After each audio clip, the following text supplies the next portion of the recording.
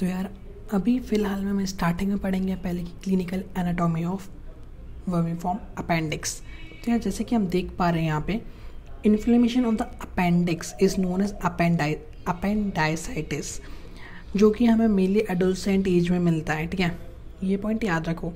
फिर नेक्स्ट जो है, इस कंडीशन में होता क्या है, ज़रूरी नहीं है, इट इज़ यूजुअली नेसेसरी, ज़रूरी नहीं है कि आपका दवाई से सही हो जाए। आपको मेनली जनरली इसमें आपको ऑपरेशन जो है करवानी पड़ता है, जिसमें आपका अपेंडिक्स को जो है रिमूव कर देते हैं। और जो अपेंडिक्स का रिमूवल होता है उसे हम कहते हैं अपेंडिक्टॉमी। ठीक है, फिर अपन बात करते हैं आगे। पेन जो कॉज होता है अपेंडाइसाइटिस से, वो मेनली फेल्ट होता है रीजन ऑफ अम्बिलिकस में, लेकिन ये रिफर्ड पेन है। ठीक है, जैसे कि बताएं अगर अपन का जो फैक्ट है कि अपेंडिक्स एंड अम्बिलिकस दोनों होती हैं T10 से, ठीक है ना, ऑफ स्पाइनल कॉर्ड, इस कारण से दोनों दर्द होते हैं। फिर उसके बाद appendix by sympathetic fibres and umbilicus by somatic fibres. फिर क्या होता है कि increasing inflammation pain is felt in the right iliac fossa, जो इसका लोकेशन है वर्मिफॉर्म अपेंडिक्स का मेनली। ठीक है, फिर जो अपन को अगला पॉइंट याद रखना है कि अपेंडाइसाइटिस कॉमन क्यों है। तो presence of lymphoid follicles in submucosa, appendicular artery is the end artery. उसके बाद lumen is small, it gets obstructed by fecolith, gaps in muscular is external cause fast spread of infection. अब जो ये मैकबेरी point, ये क्या है? मैकबेरी point जो है मैकबर्नी, बहुत इंपॉर्टेंट है यहाँ पे, अपने आप में बहुत इंपॉर्टेंस रखता है। क्यों रखता है? क्योंकि ये जो पॉइंट है ये आपका कहाँ रहता है, लेटरल 1/3 एंड मीडियल 2/3।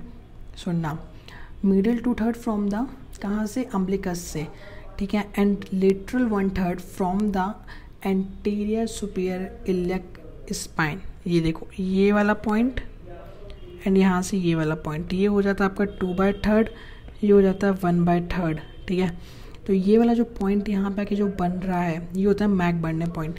ये क्यों इम्पोर्टेंट है? क्योंकि जो ये है पॉइंट है ना, इट करस्पॉन्ड्स रफली to the position of the base of the appendix. ठीक है, अब जो ये पॉइंट है, ठीक है, ये साइट है मैक्सिमम टेंडरनेस इन अपेंडासाइटिस। ठीक है, मैक्सिमम टेंडरनेस इसी पॉइंट पे होती है, इसलिए इसकी बहुत इंपॉर्टेंस है।